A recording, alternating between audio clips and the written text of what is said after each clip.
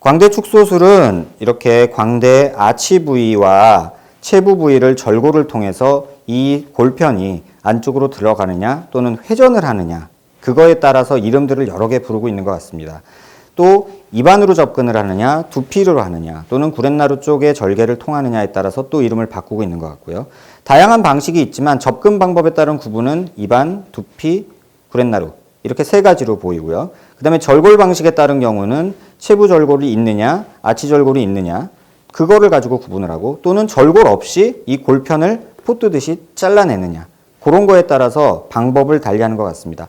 모든 방법에서 결국은 이 아치라는 부위는 앞서 말씀드린 대로 상악동뼈와 전두동뼈와 축두골이 만나는 세 가지 뼈, 이 세 가지 뼈를 연결시켜주는 뼈이기 때문에 이걸 분리해서 밀어넣거나 회전시키거나 하는 방식이 광대 축소술의 방법이 되겠습니다. 광대 절골술 시 보통 입안 절개를 통하거나 또는 두피 절개를 통할 때 또는 구렛나루 절개를 이렇게 세 군데 절개 부위가 존재하게 되는데요. 어떤 부위를 절개를 하든지 간에 입안 절개와 두피 절개의 경우 광대 체부의 절골은 지금 보시는 바와 같은 이런 일자 톱을 쓰게 됩니다. 그래서 입안 절개를 통해서 절개했을 때는 이런 식으로 톱날 방향이 가게 되고요. 또 두피 절개로 갔을 때는 위쪽으로 해서 이렇게 가거나 또는 아래쪽에서 위로 올라가는 이러한 톱날 방향을 가지게 됩니다. 또 최근에 큐광대라고 해서 앞광대, 그러니까 구렛나루 부분에서 이 부분을 절골할 때 이런 톱을 쓰는 분들도 간혹 있는 듯 하지만 많지는 않은 것 같습니다.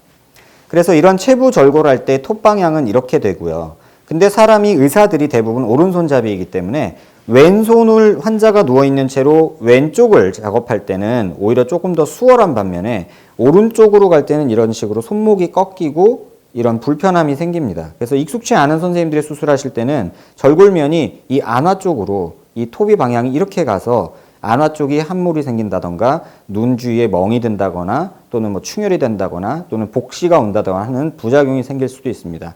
이거는 의사들도 오른손잡이가 대부분이기 때문에 이렇게 하는 방향보다는 이게 자세적으로 굉장히 불편하기 때문에 발생하는 일입니다.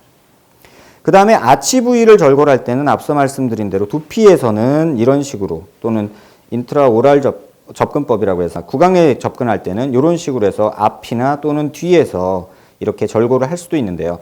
톱을 사용하는 경우보다는 이런 경우는 이 오스테오톰이라고 해서 구렛나루 옆을 약간 절개해서 이렇게 뼈를 해머를 통해서 눕힌 채로 이렇게 망치로 톡톡톡 쳐가지고 이 뼈를 절골시키기도 합니다. 그 다음에 또 많이 사용하는 게 이제 벌하는 기구가 있는데요. 이 벌하는 기구는 여기를 갈아주는 작업입니다. 또는 라습이라고도 하고요. 그래서 퀵광대의 경우 뼈를 자르지 않기 때문에 이런 데를 그냥 갈거나 라스핑만으로 이 옆광대를 줄이는 그런 작업을 하시는 분도 있는 걸로 알고 있습니다.